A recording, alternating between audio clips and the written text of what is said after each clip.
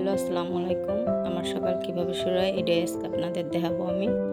তো শুরুতেই ঘুম থেকে উঠে আমি আপনাদের আমার খাতাটা দেখাচ্ছি। এইটা আমি একটা দোকান থেকে নিয়েছিলাম, এক দেখাতেই পছন্দ হয়ে গেছিল। খাতাটা অনেক বেশি সুন্দর, দেখেন আপনারাই নিজেরা, অনেক বেশি সুন্দর।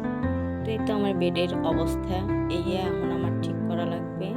আর কি বলবো, ঘুমের পর বেড গোছানো মানে একটা প্যারা। রেডি, এই যে আমার গেট, সরি মানে আমার বেড। এখন আমি ব্রাশ নিয়ে সোফার উপর একটু বইছি, ব্রাশ করব।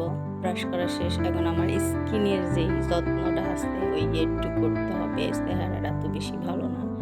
একটা ময়শ্চারাইজার নেব, সিরাম নেব, রেগুলার যে সোনাটা ইউজ করি ভাই তাই নেব। আমি এত কিছু নিই না, এত ধৈর্য নাই আমার, এটাই ঠিক আছে।